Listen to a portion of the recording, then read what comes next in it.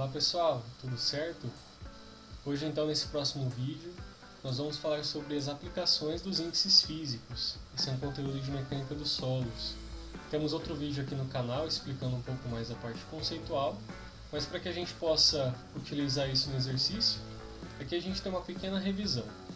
Então basicamente os índices físicos são indicadores que podem nos mostrar a relação entre as fases que existem no solo, na fase líquida, gasosa e sólida. Os sólidos são representados pelos grãos, a parte líquida predominantemente pela água e a parte gasosa predominantemente pelo ar. Essas fases nós conseguimos analisar em termos de massas ou em termos de volumes. E aqui tem as representações, das massas e dos volumes de cada elemento. Então a gente tem da parte sólida, da parte de água, da parte de ar, da parte total. Também volume sólido, volume de água, volume de ar. Lembrando que o volume de ar e o volume de água caracterizam os volumes de vazios. Afinal, o ar e a água eles participam, eles estão inseridos nos vazios dos solos. E o solo é formado tanto pelos vazios quanto pelo volume de grãos. E justamente essa relação entre essas três fases que vai direcionar todas as propriedades em que os solos vão apresentar, tanto de resistência, permeabilidade e deformação. Bom, vamos aplicar então esses conceitos nesse exercício. Uma amostra indeformada na camada de argila marrom, solo 2, com massa igual a 32 gramas e volume igual a 17 cm3, foi coletada e analisada em laboratório. Após a secagem em estufa, a amostra apresentou massa de 23 gramas e volume de 14 cm3, decorrente da retração. Estime os índices físicos em ambas condições. Então, basicamente, nesse exercício a gente tem uma seção geotécnica, na qual nessa seção são identificados os estratos de solo, que são as camadas, e no exercício em questão nós vamos determinar os índices físicos para a camada de solo 2, que é uma argila marrom, e essa camada ela está abaixo do nível da água. Repare que nessa situação nós temos então as camadas de solo, o nível freático, e a nossa camada de solo 2 encontra-se na condição saturada em campo inicialmente. Mas reparem que existem informações acerca da massa em campo, que foi retirada das condições em campo, que tem 32 gramas e volume 17 cm3, e após esse processo de estufa, tanto a massa quanto o volume, eles apresentaram alterações. Isso faz com que o solo ele varie todos os seus índices físicos. É como se nós estivéssemos lidando com dois solos diferentes. Por isso, então, nós vamos identificar como solo 1, o solo inicial, na condição de campo, e o solo 2, após esse processo de secagem com retração, já que houve variação também do volume. Bom, resolvendo então inicialmente a situação de campo. O que nós sabemos da condição de campo? Nós temos um solo que apresenta a condição saturada, afinal esse solo está abaixo da camada de nível freático. Em termos práticos, nós consideramos que ele está saturado. A massa 32 gramas, volume 17 cm3. Se está saturado, o nosso grau de saturação é 100%, o nosso índice físico. Também agora precisamos fazer algumas definições, como por exemplo a massa específica da água. Nós podemos definir como 1 grama por centímetro cúbico, porque em condições naturais, nas condições que nós observamos em campo, geralmente a água ela não varia tanto assim a sua massa específica, a gente pode adotar 1 grama por centímetro cúbico.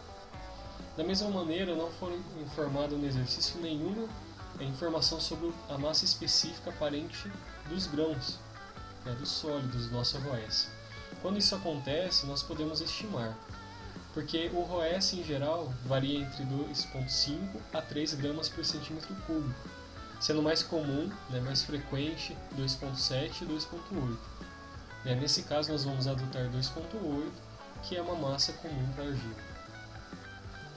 Bom, então com essas informações, o que é possível determinar? A partir da massa e do volume, nós conseguimos calcular a massa específica natural, a massa específica do campo.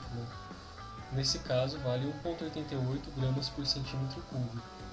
Repare que nós estamos utilizando pelo menos duas casas decimais para poder prosseguir com os cálculos. e garantir maior precisão dos nossos resultados. Bom, nós temos que determinar todos os índices físicos do solo. Só lembrando, os principais índices físicos são massa específica natural, massa específica dos grãos, massa específica da água, massa específica aparente e seca, teor de umidade, índice de vazios, porosidade e grau de saturação. Nesse cenário, então, nós já temos 4 índices físicos determinados. Para que nós possamos prosseguir, é necessário nós lançarmos mão de fórmulas de correlação de índices físicos, que nos auxiliam muito nessa determinação. Então nós temos várias tabelas como essa, né? Nesse caso, nossa tabela, em cada coluna a gente tem qual índice físico é possível obter com determinada expressão, né? E cada expressão a gente acaba utilizando parâmetros, né, índices físicos diferentes dependendo da situação na qual a gente se encontra. Lembrando só que essa tabela está para peso específico, mas ela também funciona para massa específica, né? A razão entre massa específica para peso específico é só multiplicar por 10. A relação, desculpa. Bom, nesse caso, nós temos inicialmente, só retornando aqui, massa específica natural, massa específica dos grãos, massa específica da água e teor de umidade. Nós vamos buscar nessas fórmulas de correlação algum item na qual falte apenas uma incógnita. Nesse caso, nós podemos já determinar o índice de vazios, utilizando essa expressão, onde nós temos a massa específica dos sólidos, teor de umidade, massa específica da água. Bom, organizando as nossas informações, nosso banco geral aqui de índices físicos, a partir daquela correlação, substituindo os valores que nós já temos, nós conseguimos encontrar o valor do índice de vazios com 1.05, pelo menos 2 casas decimais nesse índice também. Bom, agora a nossa próxima etapa, a partir do índice de vazios, nós já conseguimos utilizar mais fórmulas, né, como por exemplo o cálculo da porosidade, que depende diretamente do índice de vazios. Bom, para a porosidade então, substituindo a expressão, né, pelo índice de vazios que acabou de ser determinado, nós temos uma porosidade de 51,2%. A partir da porosidade, utilizando as nossas fórmulas, é possível determinar o teor de umidade,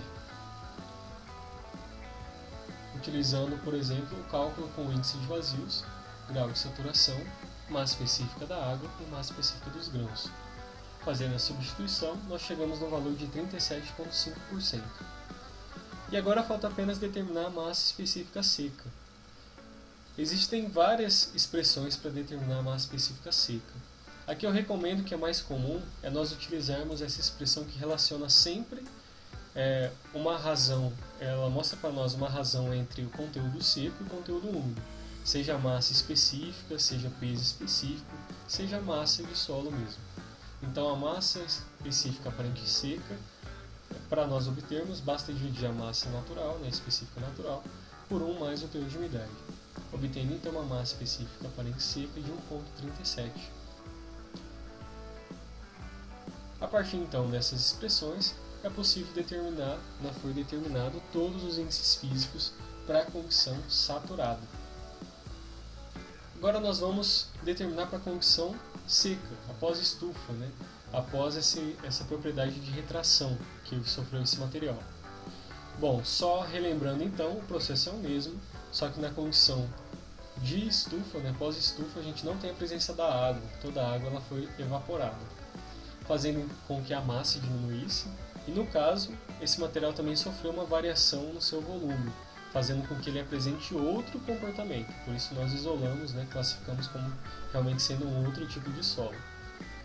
O que nós precisamos atentar é o seguinte: para essa situação, o grau de saturação é 0, já que nós temos o solo seco, e também o teor de umidade é 0, já que o solo não tem nenhuma massa de água. E nós temos que utilizar também a mesma massa específica dos grãos, afinal, os grãos de solo não mudaram. O que mudou foi o fato desse rearranjo, né, de ter uma alteração no volume, né, no arranjo dessas partículas. Bom, a partir da relação entre massa e volume, nós temos então a determinação da nossa massa específica natural de 1,64. Repare como ela é bem diferente, inclusive pelo fato de estar seca. Novamente então, partindo dos nossos índices físicos, nesse caso nós já saímos na vantagem, nós já temos 5 índices físicos determinados. A partir da expressão de correlação, nós podemos já determinar de cara a massa específica aparente e seca, que nesse caso vai ser igual à massa específica natural. Por que isso acontece? Porque a gente já está na condição seca, então já estamos na mínima massa, na massa realmente dos grãos, qual que é a massa dos grãos em relação ao volume total do solo. A partir dessas informações, é possível então nós utilizarmos as correlações para determinar também qual que é o índice de vazios, da mesma maneira como procedemos no exercício anterior. O índice de vazios nesse caso é 1,71. A partir do índice de vazios, nós utilizamos a expressão da porosidade para determinar esse índice físico, nesse caso 63,1%. Bom, comparando então todos os nossos índices físicos, nós temos a situação em campo saturada e nós temos também essa situação seca após a retração desse material. Nós podemos observar que tanto a porosidade, o índice de vazios, principalmente o grau de saturação, a turgidade, eles mudaram bastante. Mas essa relação de vazios ocasionada por essa possível retração, ela faz com que o comportamento do solo seja bem diferente um do outro. Nesses termos, então, resolvemos o exercício de índices físicos. Bom, é isso então, pessoal. Nesse vídeo nós abordamos essa aplicação direta da teoria de índices físicos com a utilização das correlações, e nos próximos vídeos estaremos utilizando também em outras possíveis aplicações de índices físicos. Muito obrigado pela atenção, bons estudos!